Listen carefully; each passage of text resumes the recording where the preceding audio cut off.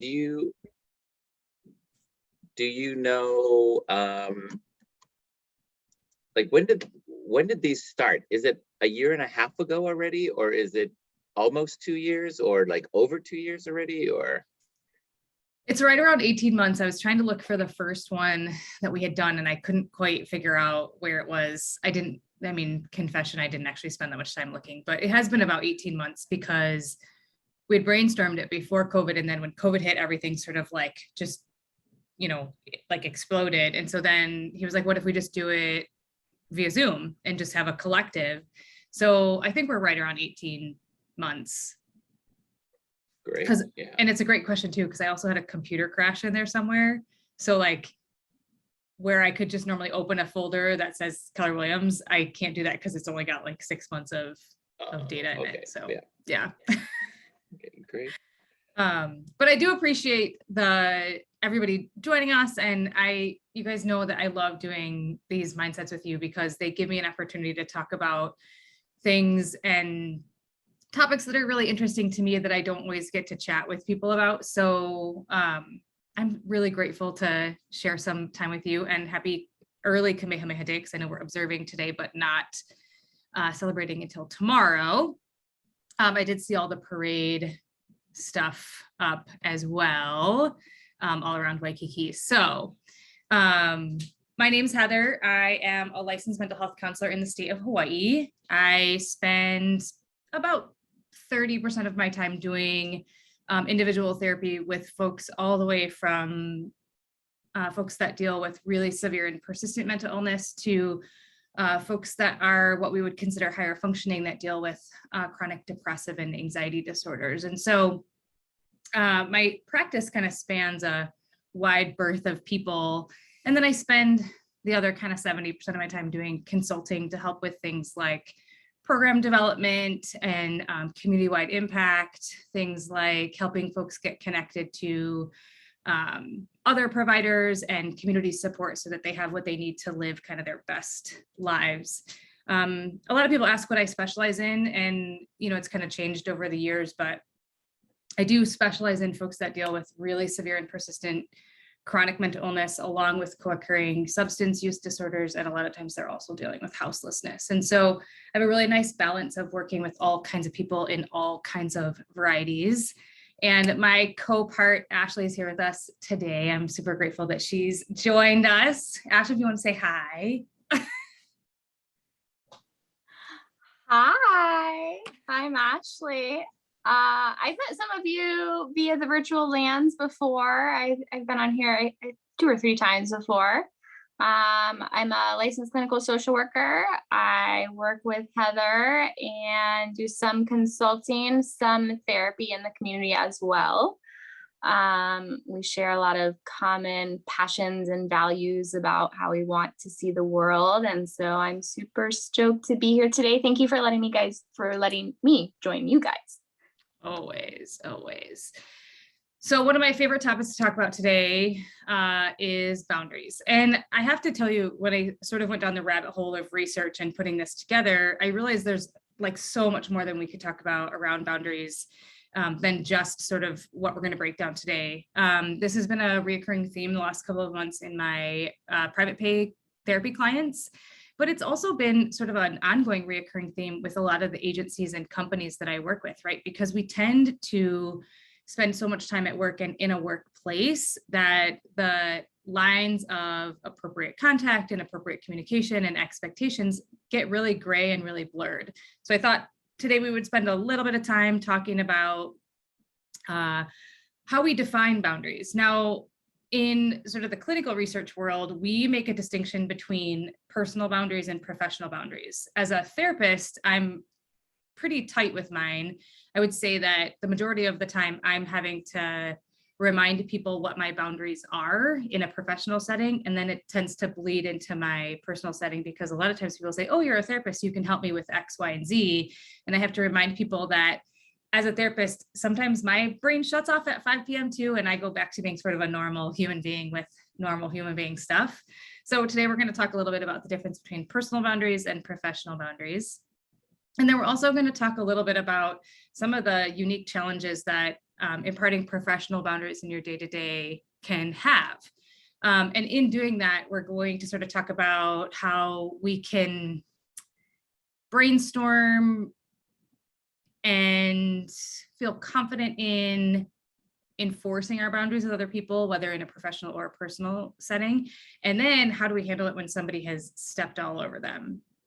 I imagine most of you have dealt with this in some context. I've definitely dealt with this in friendships and professional relationships. And it's really tricky, right? Because there's lots of stuff that happens when you're having conversations about what your expectations are of other people. And so our intention today is really just to have kind of a high level discussion. And if this is something that sticks with you guys and something that feels really important to talk more about, we can dive into some of the intricacies of how we develop our boundaries, how we set them, and then how we help people understand how to meet them.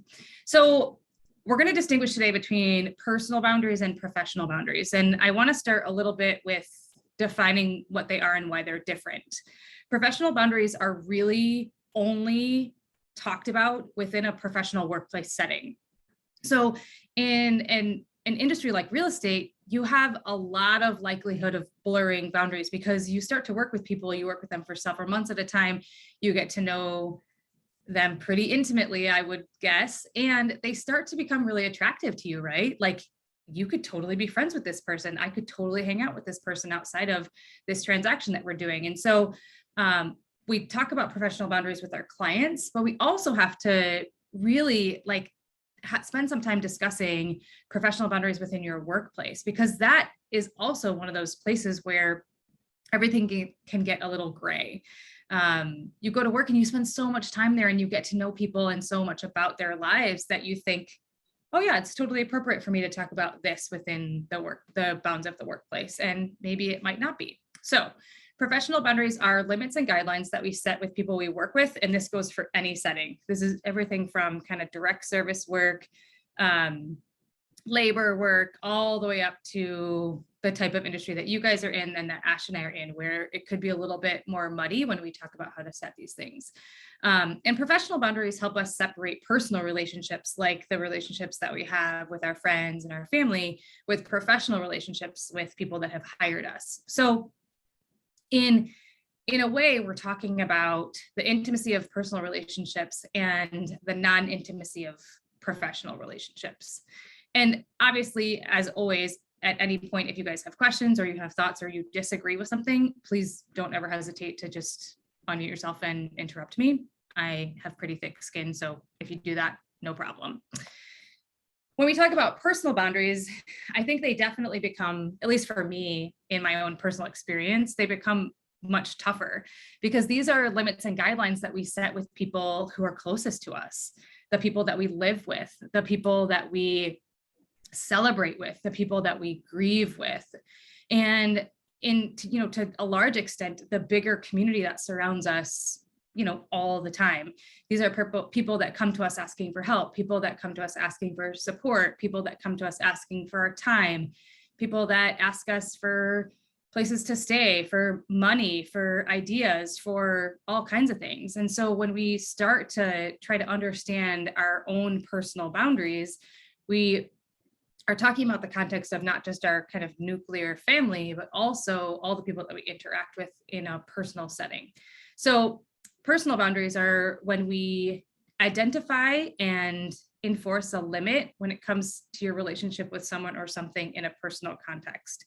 So this is like your kids, your spouses, your friends, church members, that kind of thing. So in a nutshell, professional boundaries are ones that we set in the workplace. Personal boundaries are ones that we set outside of the workplace.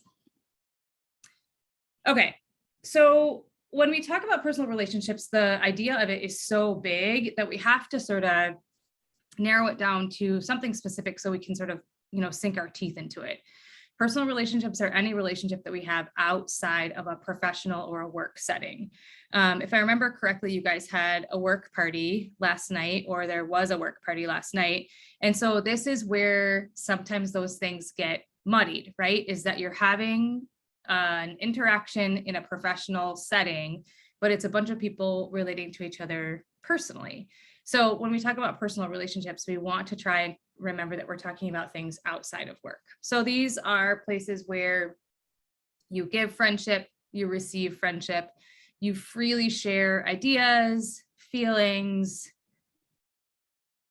political opinions, experiences. Sometimes you go on vacation together. Sometimes your families, your kids play soccer together, things like that. These are where we're creating a very deep and sort of potentially intimate connection with other people. Friends are people that maybe you hug a little bit tighter than other folks. And when we consider our personal relationships, these are where we feel safe being able to trade things like our opinions on the political climate, concerns about money, opinions about what people should or shouldn't do in their lives, even what should I do about X, Y, and Z. So in our personal relationships, we tend to share things that are much more close to the vest and related to our values as we do than we do in professional relationships. Also, friendships, we tend to see each other pretty informally a lot of the time. We go to the beach together, we work out together, we have dinner together, things like that. So your personal relationships are where you're really coming from a core value perspective and creating a more intimate connection with each other. Our professional relationships are really pretty clearly limited to our relationships in a workplace setting. And so when we distinguish between the idea of having a personal connection versus a professional connection, these are things that you are easily able to root in someone or each person in the relationship playing a specific role. So this is something like your manager to your employee. This is something like your employee to your employee, like your peer to your agent to agent, something like admin to admin. And so when you have a professional relationship with someone, generally speaking, in most professional settings, the role is rooted in something like a job description, where the expectations are laid out very clearly, and you know what you have to do in order to perform within your professional expectation. The secondary trait to that is, in a workplace setting, you tend to limit the sharing of personal information. This is where those professional boundaries often get overstepped, is when people either share something with you that you're really uncomfortable hearing about, or you share something with someone that they're really uncomfortable hearing about, often called oversharing in conversation. So I think, you know, when I was doing some of the research around this, the idea with setting your professional boundaries is very clear that you're not trying to create any sort of personal relationship outside of maybe your personality is jiving within your workplace. So in a professional setting, we create very scheduled time to meet within the bounds of, I hate to say it in this setting, but in a 9 to 5, because I know none of you operate by a 9 to 5 schedule. And it's funny, I work out, you guys know that I work out at the gym a couple days a week, and I've gotten to know another real estate agent from a different company.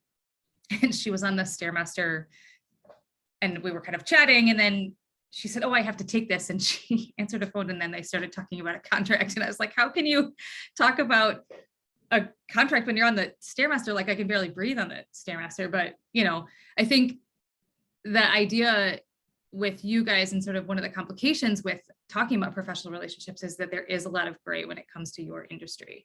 And so some of this may seem unrealistic, but really, when you're creating and identifying your boundaries in a professional relationship, you want to try to hold on to creating scheduled times to meet, not blurring the after hours or before hours. And you want the relationship to remain at work or in a work setting.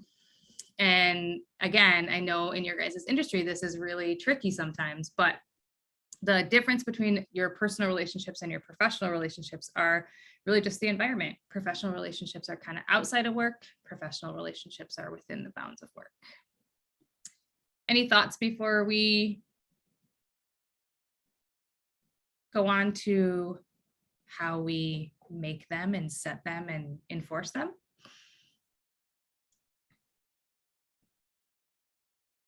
Awesome. So boundaries are, let me check the chat. Yeah, Joanne, I agree with you. I would also have not picked up the phone at the gym.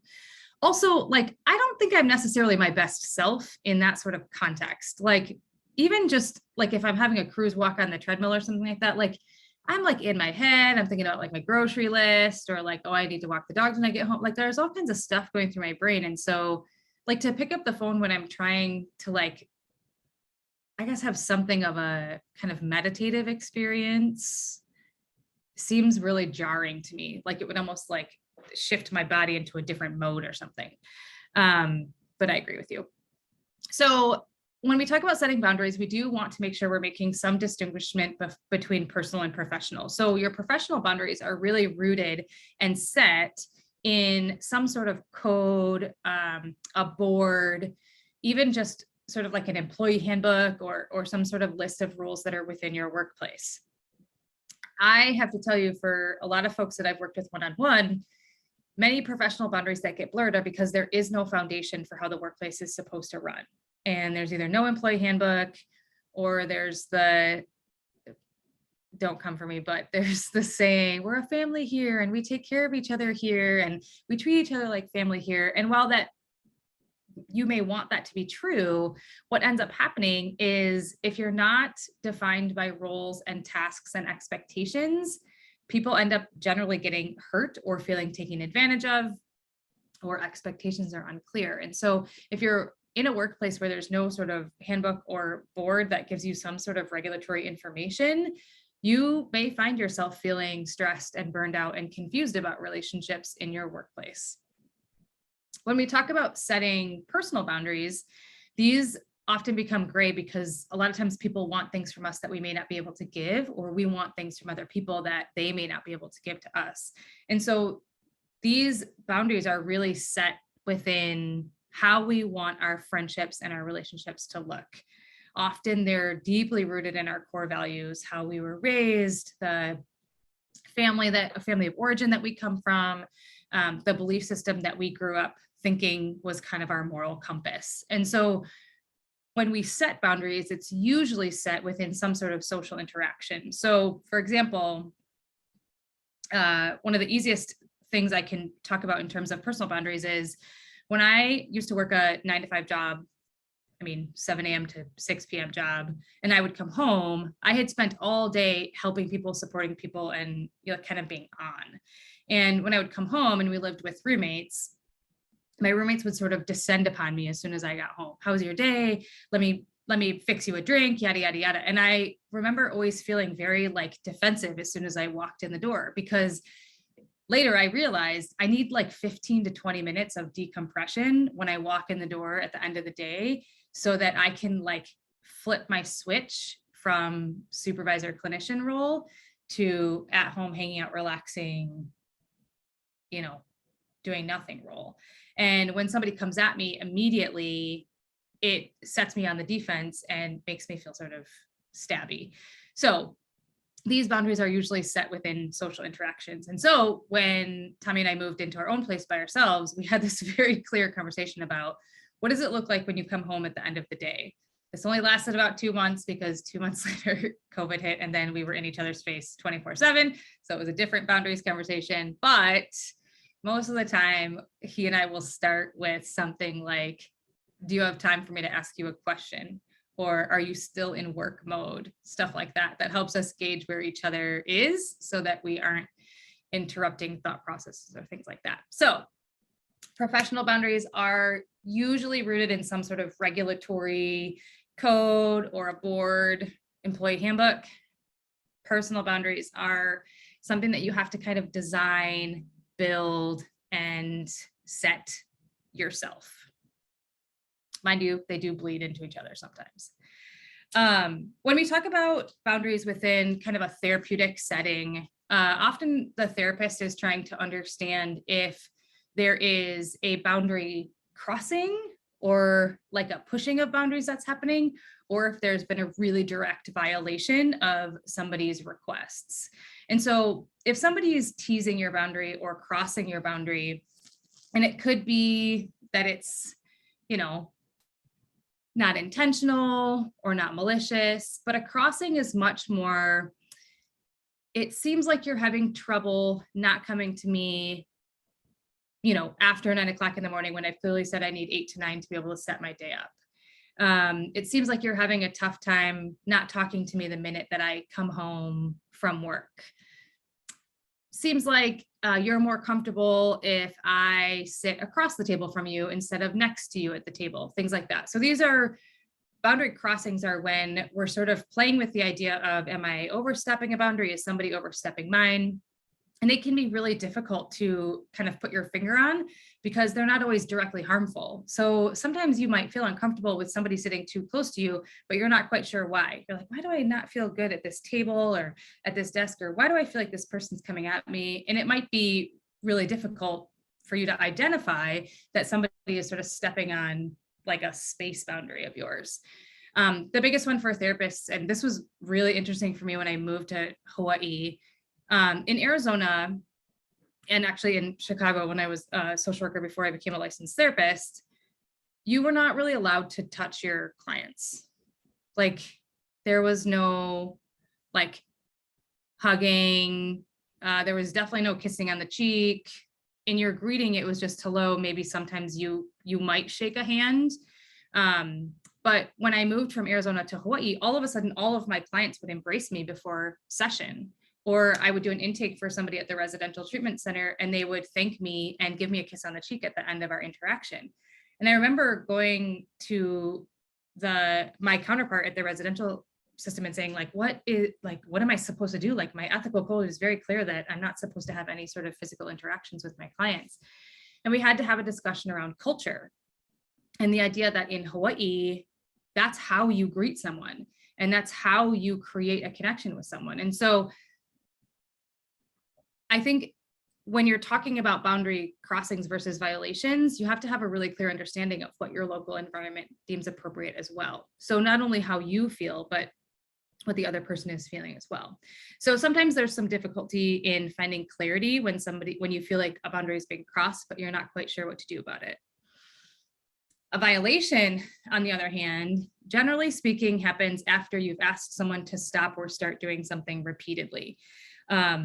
In addition to that, a violation is when it's very clear and there's kind of no gray, it's black or white, that one party in the interaction was inappropriate. This could be like this is not a professional one, but going on a date and having somebody kiss you at the end of the night when you clearly were not giving any sort of signals of that being appropriate. This would be like having your door closed in the office and having somebody just barge in when you're on the phone. Maybe you're having a personal phone call, maybe you're having a difficult conversation with someone, things like that. Another way to identify a very clear violation is when it goes against whatever is set up for you. So this is an employee handbook. This is your own moral code. This is for Ashley, it would be the National Association of Social Worker Code. For me, it's the Licensed Mental Health Counselor Code, things like that. And, the interaction is very clearly obvious that you are correct, Joanne. Boundaries are sometimes don't talk about politics and don't talk about religion. I love that as a boundary for you. It's also a boundary for me, except in the therapeutic context where people are allowed to talk about most things as they deem necessary. But when you have a violation, it tends to be something that's damaging towards your relationship. So let's say it's a supervisor and an employee, and the employee has repeatedly asked the supervisor not to meet with them outside of the office. Like instead of having their one-on-ones in the office, their supervisor is consistently asking them to go out to lunch or meet after work, things like that. Those are things that are potentially damaging to a relationship. They're damaging to a work environment, and they're really confusing for the person who is in a subservient role to the manager. So in this case, I would hold the manager very accountable for knowing what's appropriate and what's not. Joanne, I'm in total agreement with you about politics in the workplace. I think what happens is, even though we might have a workplace that's really open to having discussions in which people should need to or can feel safe sharing their opinions, it tends to heat up so quickly and ignite so fast that you can't pull it back. Before we logged on, Alan and I were talking a little bit about things that we can and can't control. when something comes out of your mouth, you can no longer control the impact that it's going to have on the environment that you're in. And so if you're sharing something controversial and you're sharing something maybe that somebody might not agree with, or somebody like, directly disagrees with, it can create damage before you can even sort of stop it from having that impact. And you make a really good point, right? So in a professional setting, when we're talking about clients sometimes want their partner in the transaction to be aligned with them, right? They want you to agree with whatever it is that they're asking for, whatever it is that they're saying, whatever it is that they're thinking. They want you to really like invest in that with them. And in those sorts of situations, you expressing a counter opinion to whatever they're kind of vehemently saying can potentially damage the relationship as well. And so you have to navigate how to sort of invite that conversation or stop that conversation in a way that feels safe for both parties to talk about. I think for me, in sort of the therapy relationship, the most difficult thing, maybe not the most difficult, but one of the more difficult things for me to talk about is the idea of I'm not going to do anything different. This is actually kind of the reason why I don't work with couples, because most couples have one person who's like, I don't need to change. It's the other person that needs to change. And I find it really difficult when somebody can't come to a place of understanding that their behavior has impacts on people or has an impact on a person, and sometimes can be creating the damage or setting the foundation for it. And so while not a clear boundary thing, it directly relates to my core values as a therapist, right? If you come to therapy and you're not willing to do anything different and you're only willing to blame other people, it's inherently damaging to the relationship that you have with me, because there's no way for us to move.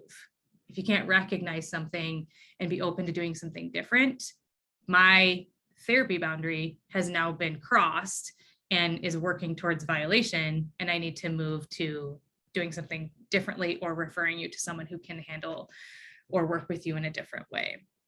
So, I mean, I think this is sort of inherently your gray slide, which is kind of why I colored it the way that I did. Crossing and violations can seem unclear, but if something that I think the very core of it is, if something makes you uncomfortable or your gut is going like sending you red flags, it means something's happening, and you probably can benefit from exploring that a little bit more. So what do I do? Well, you guys have a really interesting environment that you work in. There's lots of people that both provide you with support and challenge you and give you opportunities to have difficult conversations. So in a professional setting, and if you have the experience of a boundary being crossed or violated in a professional setting, the very first thing I would do is seek supervision, whether that's from your direct manager. If your direct manager is the one that's overstepping the boundary, I would suggest finding a counterpart within kind of the same level of your organization, or going to their supervisor. I know it's a little bit messy in such a fast-paced environment, but the number one thing that you have to do is let somebody know that this is happening. If you wait till you're in such a phase of burnout and irreparable damage, there may not be any coming back from the experience that you've had with your boundary being violated. In a personal relationship, I would seek the support of another friend. And you can do that in a way that's respectful and kind without gossiping or talking crap, right? When you're having trouble with one friend and you seek the support of another friend, as long as you keep it to the topic of the boundary being crossed, that support will generally be beneficial for both parties involved. In a professional setting, you definitely want to document what's happening. This is especially true if it's a direct violation of your code of ethics. So if it's something that bothers you, but isn't violating any sort of code or rule, that may be an opportunity for you to have a conversation with the other person. But if it's something like,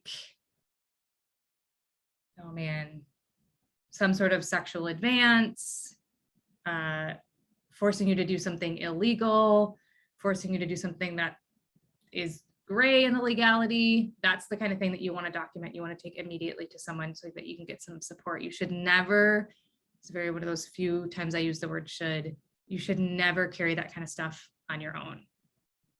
It's just not your responsibility to carry that by yourself.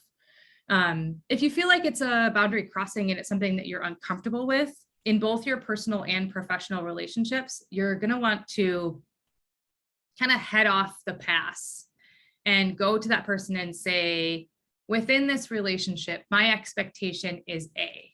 And you can use the word boundary if you want, although sometimes people don't really respond well to that. So you can say something like, it's my expectation that if you email me after 6 p.m., I'll get back to you the next day.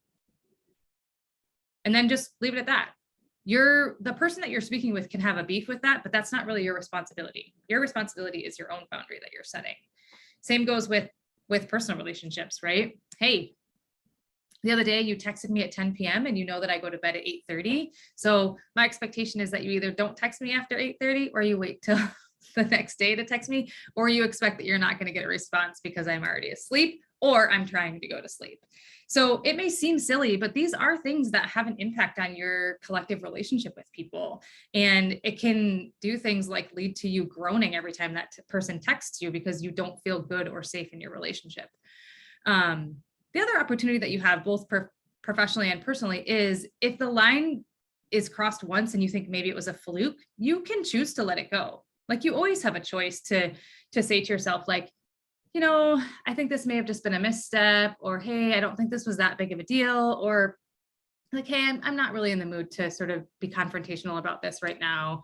I think I'll just address it if it happens again. And then, you know, make a mental note to yourself or put a note in your phone that says like, hey, I felt uncomfortable by XYZ. And then if it occurs again in the workplace, especially in the workplace, not only document that, but then address it when it happens. Like, hey, when you barge into my office like that, when the door is closed, not cool. Like clearly the door is closed for a reason. So next time, can you knock? And then if it continues to happen, then you can have a different conversation, which is like, don't do that again, or I'll make you work in the other office, something like that. So any questions or thoughts on the boundary crossing or the confrontational way we approach someone stepping on our boundaries? I mean, how about like kind of the other way, like when you're wanting to be respectful of somebody else's boundaries, but they're not perhaps making their boundaries clear, and you're just kind of you think you understand their boundaries, but then like, or maybe their boundaries just change all the time. So like you can't set up, you know, I don't know, is that a thing or? Well, you're bringing it up, so it's certainly a thing. Okay. I mean, yeah, I think this actually happened a lot in the nonprofit that I worked at. Our CEO was very confusing to work with. And I think it was just part of her personality. Like, I don't think she was being malicious or anything like that, but she would say things like, don't talk to me before 9 o'clock in the morning because I spend the first hour of the day setting my day up. Great, no problem. So she would go into her office, she would put do not disturb on the door. We had doors with no windows, so you couldn't see in. And, you know, at around 9:30, she would often like open her door or at least take the do not disturb off and put like, please knock or whatever. The confusing thing was if we had some sort of like intense situation or some sort of kerfuffle at the front desk or something between 8 and 9, and we didn't knock on her door, she would get incredibly angry that we hadn't come to get her to tell her that there was something going on. And so if I'm reading your question correctly, it's kind of like that, right? Where either boundaries are like inconsistently enforced, where it's like sometimes that's okay, but sometimes it's not. Or when people's boundaries change, right? Like a good one actually is the workplace thing with the door. I don't know why doors to offices are so like such hot button topics, but in a personal relationship, it's like when you come home and your spouse has the expectation that you need 20 to 30 minutes on your own, but then you spend that 20 to 30 minutes seething because your spouse hasn't asked how your day was. And then you get mad because your partner hasn't asked you how you're doing, but you asked for 20 to 30 minutes to decompress when you get home at the end of the day. So that's the kind of thing that you're just going to want to address in the moment. Like, hey, a month ago, you said when you get home from work, it makes you feel better if you can have 20 to 30 minutes. I totally get that I didn't ask you how you were when you got home. I was trying to respect that expectation that you've set up. And then let your spouse be angry. You're supposed to know what I'm thinking. You're supposed to be in my head. You're supposed to understand what I need in the moment that I need it. And you can say things like, it would be much easier if you were clear with me. Like, today I don't want to break. Today I want to connect. Or today, can you please ask me how my day was? Things like that. And I think, Ellen, when I did do couples counseling, the number one thing that gets in people's way is their pride, right? They want to be the one that's right about stuff, and they want to be the one that doesn't have to change or doesn't have to alter their approach. And the most successful couples will come to a place of vulnerability and say things like, sometimes I think I want you to know what's going on in my head, and that's not fair. Same in a workplace, right? So if you have a manager whose door is always closed but has an open door policy, go to them and say, I'm a little bit confused. You say you have an open door policy and that we can come approach you all the time, but one, your door is always closed. And two, if I send you an email, you get mad and say, why didn't you just come to my office and ask me? So, can you help me understand what you want? And then I'll alter that. I'll alter my behavior. And so I think the vulnerability sort of works in the same way, right?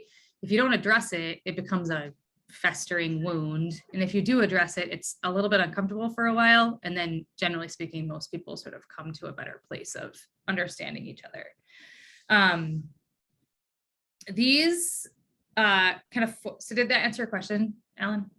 Okay, perfect. Yep. These four, this kind of bullet list comes directly from my experience as a therapist, but it pretty much jives with most industries. In order to maintain your professional boundary and enforce the things that you want other people to do, or in your curiosity about what other people want you to do for their boundaries to respect them, these are the sort of four drivers of success. One is our interactions need to be motivated with the well-being of the person that we're interacting with. So this also goes for your clients, right? When you're working with a client who's particularly difficult or who has unrealistic expectations, enter into every interaction with them motivated by helping them be as well as possible. If they have unrealistic expectations, address that. If they have an unrealistic timeline expectation, address that. But do that in a way that's very kind and respectful and sets an intention for kind of that healthy interaction. And if they treat you poorly, shut it off. Like, hey, maybe now's not a good time. I'll call you back tomorrow. And then if they get even more angry, then just, I'm sorry, but just hang up the phone. Like, you don't need to be talked to in a way that's disrespectful.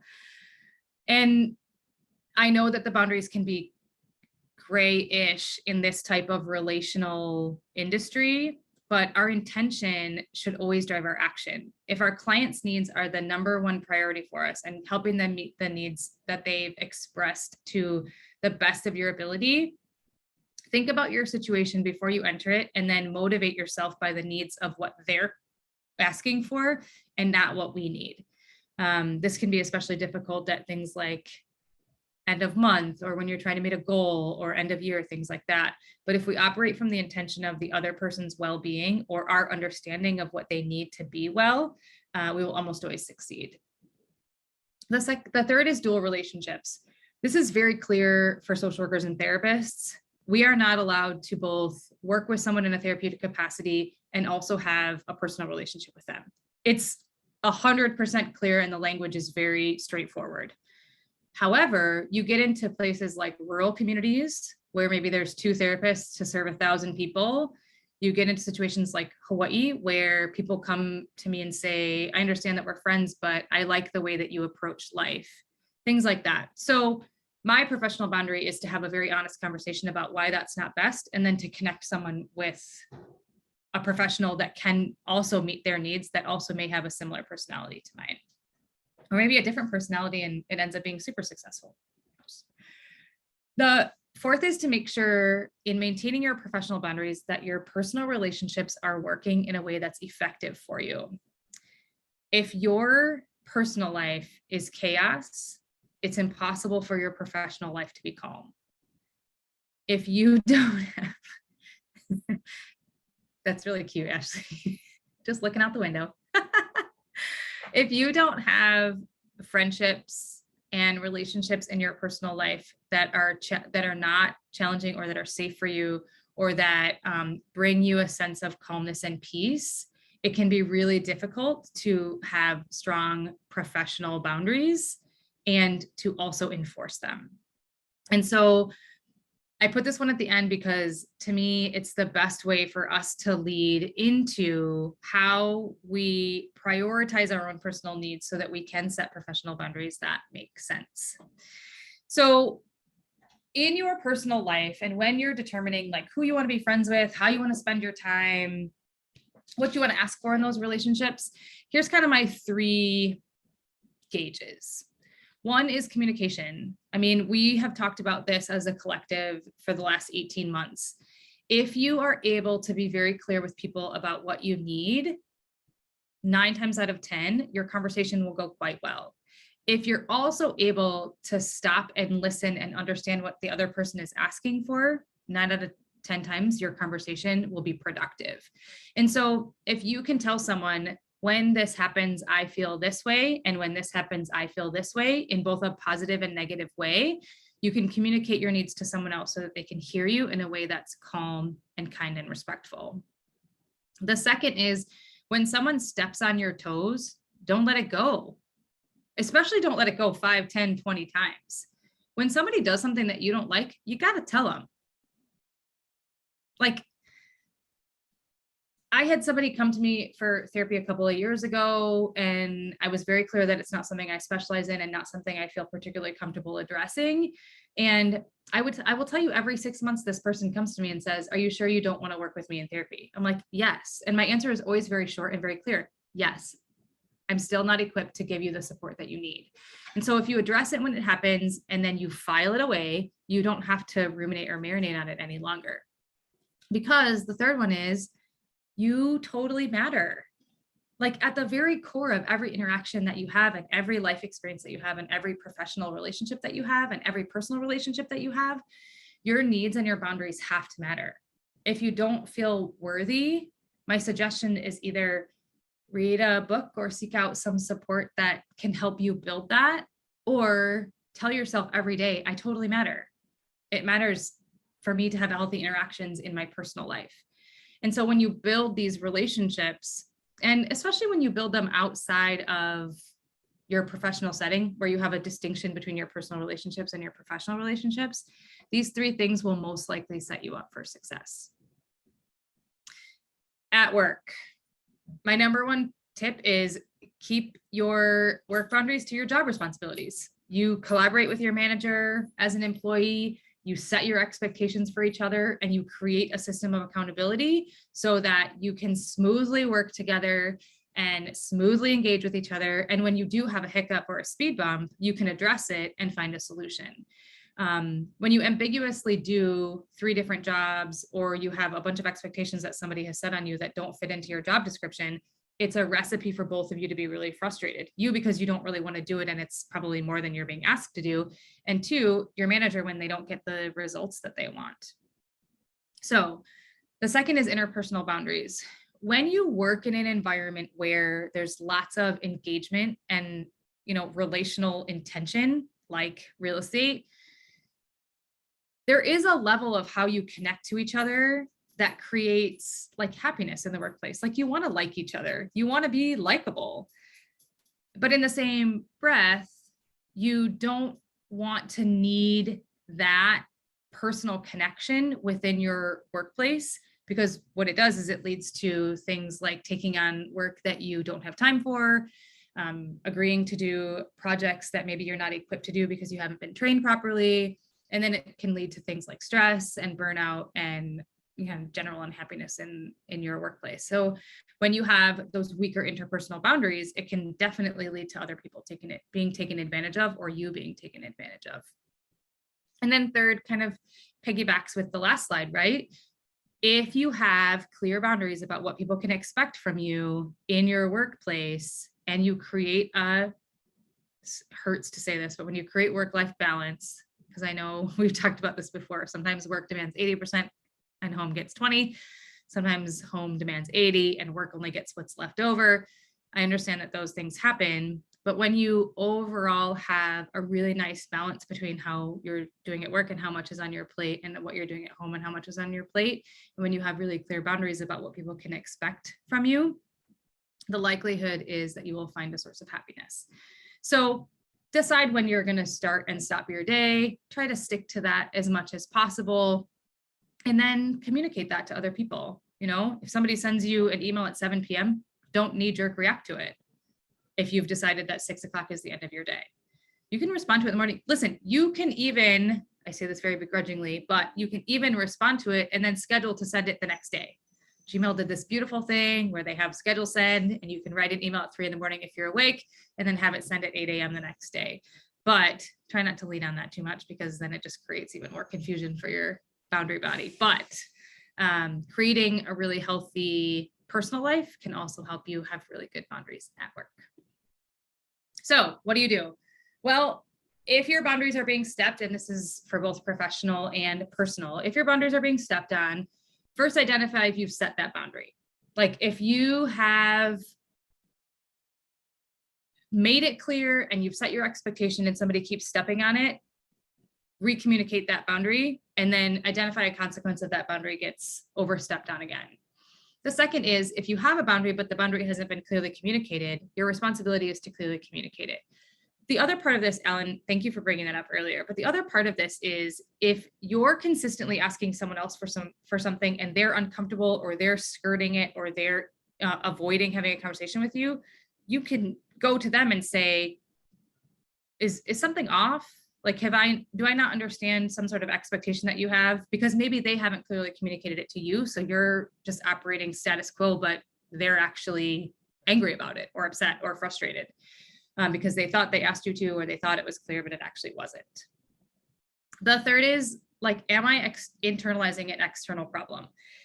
I am a champion people pleaser. I almost always think when someone hasn't spoken to me in a couple of days that it's likely that I completely messed up and made them angry and now they hate me and, you know, all of these sorts of things. So when you are feeling upset or you're feeling like some sort of boundary has been crossed, try to take a second to sort of evaluate what's happening. Is this actually upsetting you, or are you sleep deprived? Is this actually upsetting to you, or are you just overwhelmed with the amount of work that you have? Is this a boundary that's being crossed, or did the dog pee in the house this morning and you were 15 minutes late because you had to clean it up and then you realized you needed a new rug and then you had to go to Target and you had to buy a new rug and maybe you're just stressed out. So if you are identifying that it's actually a stress problem and you're internalizing something you don't need to take responsibility for, then you need to take a break. The saying that I've been hearing going around is, if you're mad at the world, you need to eat. Or if you hate the world, you need to eat. If you hate yourself, you need to sleep. So I've been trying to like roll that mantra around in my brain for the last couple of days. So you guys can let me know what you think about that. And then ask yourself if the other people are receptive to what you're asking for. If they're not receptive, the problem is not with you, the problem is with them. And then you're going to have to sort of manage your expectations differently. If you do find violations and crossings, that's when you got to ask for help. You can do that through all different kind of ways. I know you guys have folks who do coaching at KW. I know that you have direct managers and direct reports. I know your managers and people that you report to are often very busy. But you can kind of reach out to your environment and see who might be able to help you enforce your needs or give you the support that you're looking for. And truthfully, I would make it as not complicated as possible, right? When you're asking for help from someone, the simpler you make it for them to understand, the simpler the solution likely is. And so, do you have any questions or thoughts?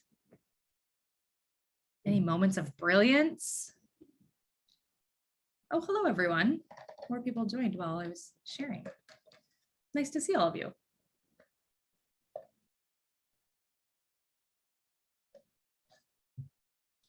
Ash, I didn't even give you a chance to like put your 2 cents in because I just kept rambling. Did you have anything you wanted to add? I didn't have anything I wanted to add, but I am curious to hear because the role of a realtor, the framework for like the times and days of the week that you work are so much more nebulous than other careers. What kind of specific techniques you all have used to create boundaries in a more nebulous setting, or what things have you tried that really have not worked? Real tour. I'll go. I don't have a term for it, but I'll call it like buffering, time expectation buffering, where the one thing I've kind of learned is that nothing necessarily takes the amount of time that you think it's going to take. And it's more often than not, it's going to take you a little bit more time than you think. So I like if I, like if somebody shoots me a text or sends me an email or, something, and like I need to digest it before I can like fully, have a thoughtful reply or something, I'll say, hey, thanks for the message. I got an appointment. I'm not going to be free until whatever time, and then I'll buffer that time to let so I set the expectation that like they might hear from me like within a window of time as opposed to like a certain amount of time or in a day, with any kind of time frame and stuff. And like so far, so good. It seems to help, at least with the time thing. When you guys were talking about the phone calls in the gym and stuff, I kind of look at it from the perspective, if this is something that will help me get something off of my list quickly, I will take it. But the great thing about our technology now is like I can look and see who it is, and like I make the choice. Am I ready to talk to this person? Do I know what they're going to call about? Or what have you, so you still kind of have control over that. And just because by virtue of my being in the gym, I mean, I've taken calls on the bike or on the treadmill, and they're like, where are you? I'm like, oh, I'm on the treadmill. It's like, why'd you take my call? I'm like, because I can like be done with this, and then Okay, Alan, when you do your buffering class or your buffering training, just call me. I'm going to attend it. Oh, okay. I'm the queen of 10 minutes between things, and it Yeah. almost never works out in my favor. So I'm going to take your buffering class. Yeah, because I think, the other layer is my perspective. It's all about communication, so when you say you're going to do something at a certain time, you set that expectation. Shit happens, sometimes you can't do that for reasons beyond your control. So the degree to which you can communicate, and that often happens, I don't think I've ever had a client situation where like if something came up and I communicate it early, it's like, oh my gosh, I'm so sorry. Like I'm running, I think 30 to 45 minutes behind schedule. Are you still available? Should we reschedule? Whatever. They're like, cool, no problem. I'm like, oh yeah, maybe it will be better to reschedule or whatever, So I feel like when I approach it that way,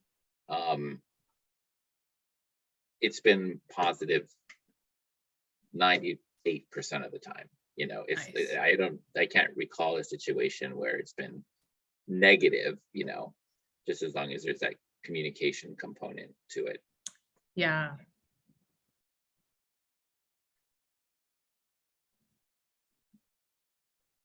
Anyone else have a nugget of wisdom or brilliance or a skill that you use?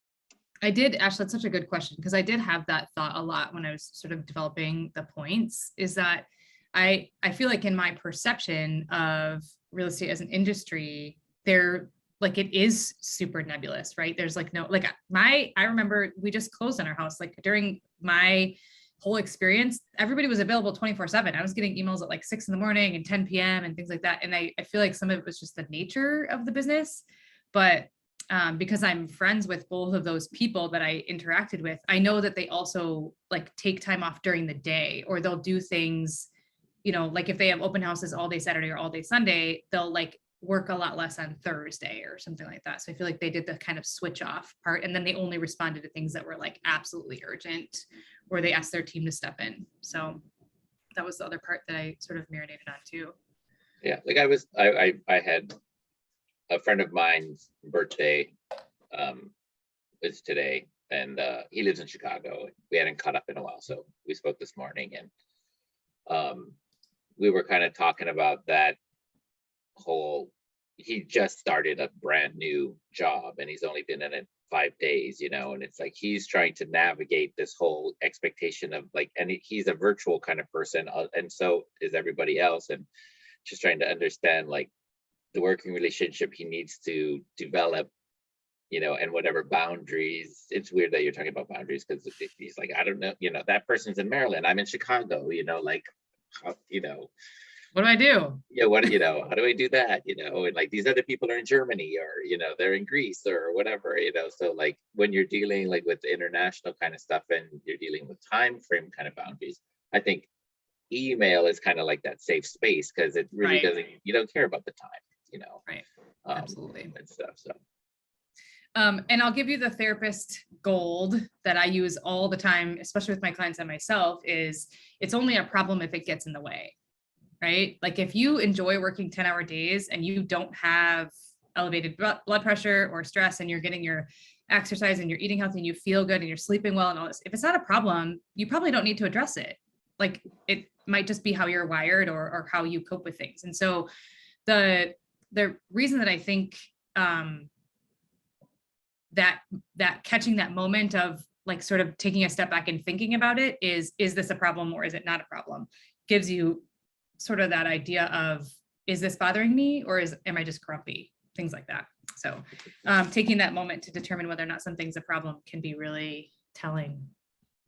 But Alan, I have to, like, my wholehearted gratitude for hosting today. I'm so appreciative that you stepped in. you're quite welcome. I don't know, that's not, I don't think a host was necessary, but yeah, you could have run this on your own with, it's automatic pilot Yeah. already, so it's good. Yeah. Yeah, we But greatly appreciate this and I time that appreciate- you allocate for us, and thank you so much. Yeah.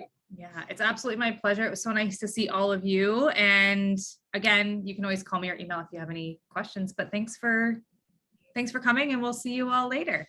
Have a great weekend, everyone. Aloha. Bye. Bye.